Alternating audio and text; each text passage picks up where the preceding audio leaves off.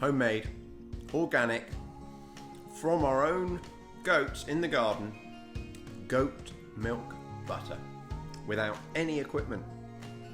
Hi guys, how you doing? So today we're going to be making goat butter. We're going to be making butter from our goat milk, and we're going to do it without any equipment at all. All we're going to be using is a jam jar, and it is actually really simple. Now, I get asked quite a bit. It's one of the most common questions I get actually when I talk about all of the products that we make from our goat milk is about the butter. Now, there's two issues.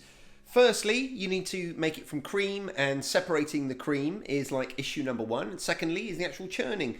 Issue number two is making the butter once you've got the cream. So now the simplest way, I suppose, is to use some equipment.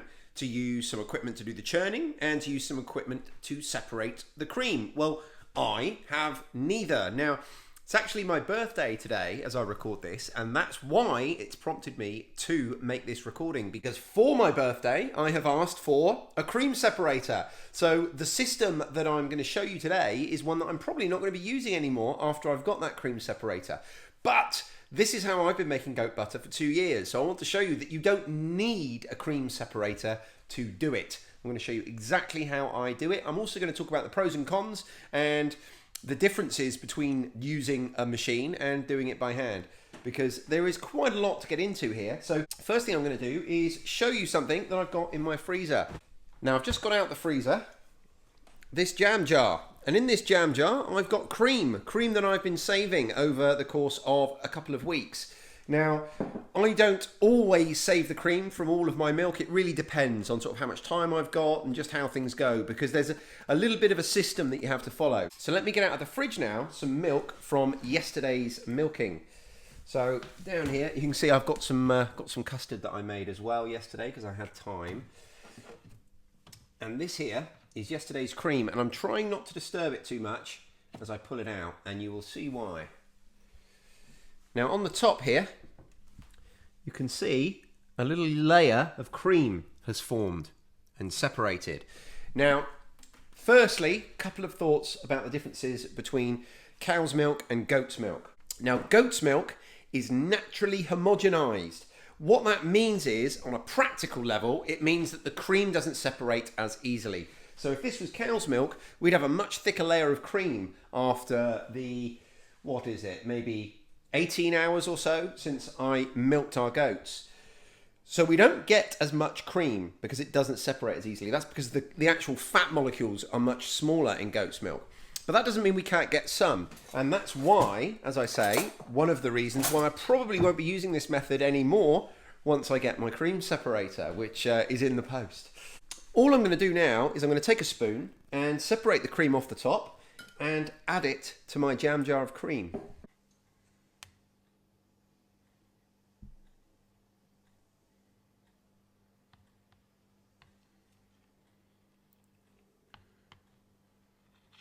There we go.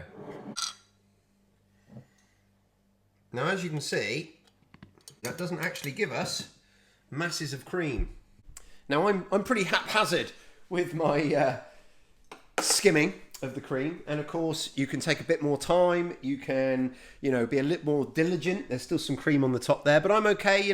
I take about, I reckon I get about 80% of the stuff that's sort of solidified on the top every time. So I'm going to put this back in the fridge now, and of course we'll be using this to make all sorts of other things, whether it's yogurt, ice cream, cheese, whatever it might be, or just using it as milk, obviously. Now, in here I've got a couple of weeks worth now of cream, which is obviously frozen. Now, a couple of things to say about the cream that we've just taken.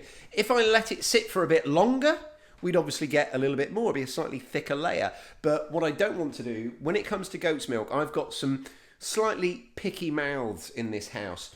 And when we use our goat milk, when it's incredibly fresh, and we tend to process and do something with all of our goat milk within 24 hours, even if that's just get it in the freezer so that we can make cheese with it later.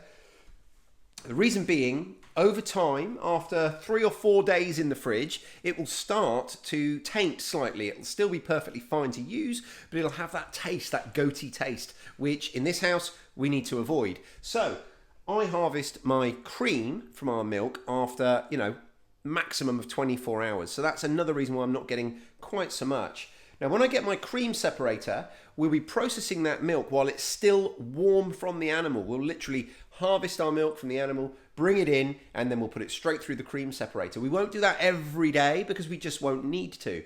But every 2 or 3 days, we'll do that, and then we'll pull off, I don't know how much because I've never done it, but a lot more cream. We'd probably, from an average milking of 5 litres, I would expect us to be able to fill this jar or come very close to it with cream compared to, you know, a couple of weeks worth here.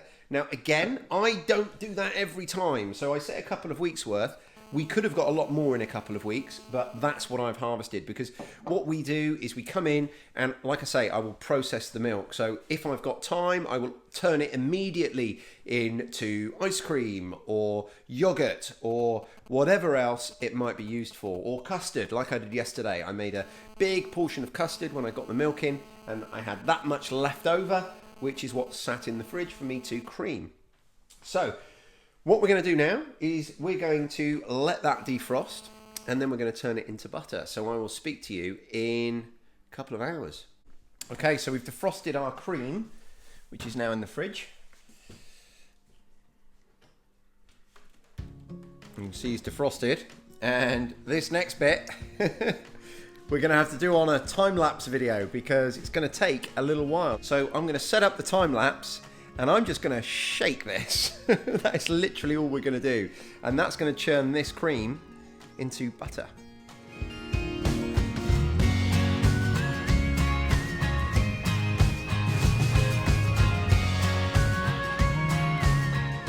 Okay, so we're about 2 minutes in, that's all. And already there is a distinct change in there. Can you see that's not running anymore? We are, as you can see, most of the way there. It's only 2 minutes in. Okay, so just a few more seconds really. And as you can see, the buttermilk is all separated from the butter. So we're going to strain some of that off, and then we're going to carry on working it.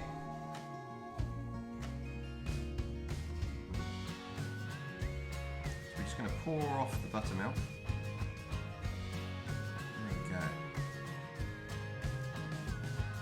And we're going to carry on. I'm just going to shake these for a little bit longer. Yeah, so far, I mean, we started the shaking process about 6 minutes ago, but obviously that includes quite a bit of time that I've been talking to you while we've stopped.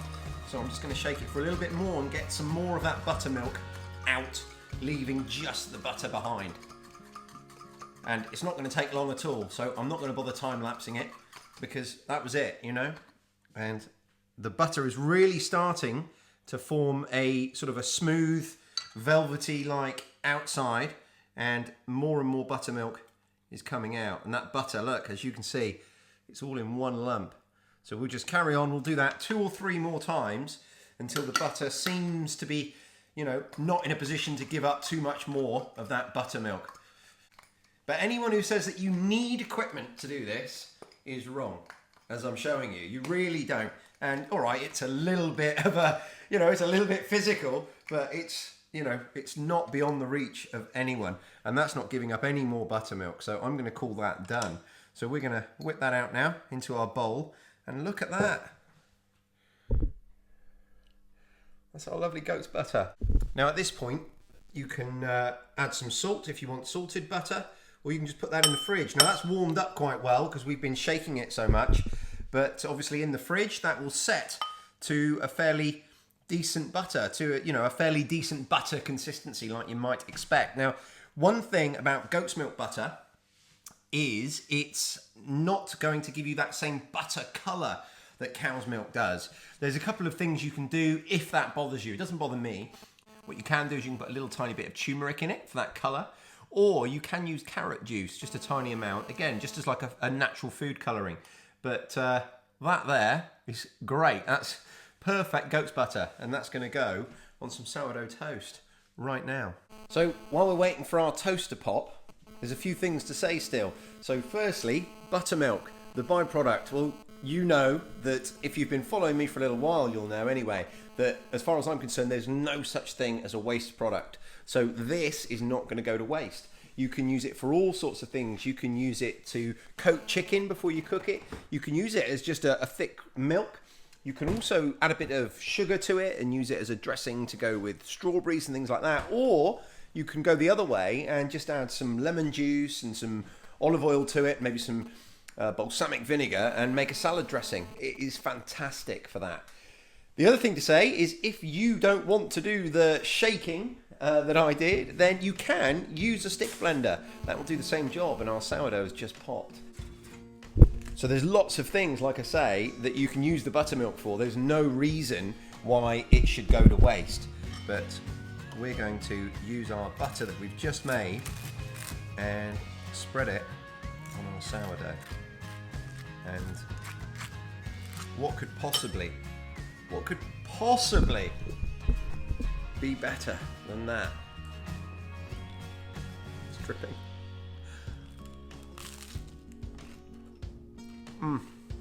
Homemade, organic, from our own goats in the garden, goat milk butter, without any equipment.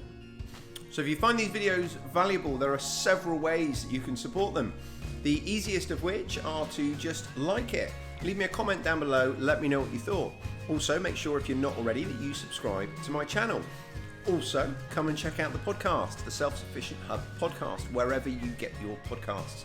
Finally, if you'd like to support us more directly, then you can find our Patreon page, patreon.com/self-sufficient-hub.